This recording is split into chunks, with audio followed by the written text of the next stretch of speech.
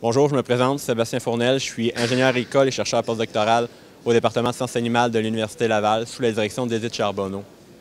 Les résultats récents de notre groupe de recherche démontrent que les producteurs laitiers du Québec devront s'adapter au changement climatique qui entraîneront notamment une hausse des températures estivales de l'ordre de 3 degrés Celsius d'ici 2050 pour le sud du Québec. D'après les chercheurs, cela devrait se traduire par de nombreux défis et opportunités pour le secteur. Mais qu'en est-il pour les producteurs?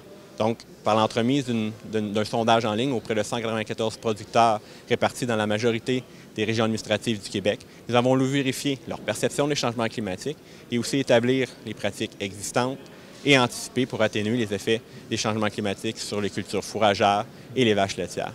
Donc, 77 des répondants considèrent que les cultures sont le secteur de la ferme le plus à risque de subir les changements climatiques.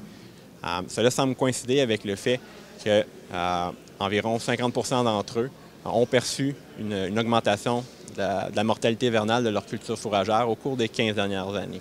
Les effets positifs des changements climatiques sont également fait ressentir au cours de la même période, alors que 50 des répondants ont augmenté en fait le nombre annuel de coupes fourragères durant cette période. Donc, il y a également un tiers des répondants qui nous disent qu'ils prévoient augmenter ce nombre au cours des prochaines années.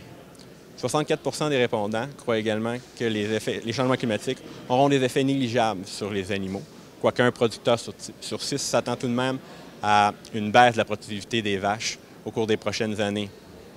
Ce résultat explique en partie pourquoi seulement 21 des répondants ont installé un système de refroidissement à l'étable, comme les brumisateurs ou les systèmes par aspersion.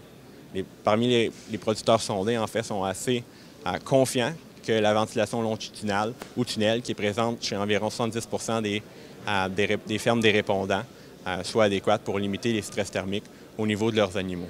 Donc, les résultats de notre enquête nous permettent de comprendre que les producteurs sont assez conscients des effets qu'ont et qu'auront les changements climatiques au niveau du champ. Par contre, il reste encore une démonstration à faire par les chercheurs pour sensibiliser les producteurs au niveau des risques des stress thermiques sur les vaches laitières. Donc, je vous remercie de votre attention et vous souhaite une bonne fin de symposium.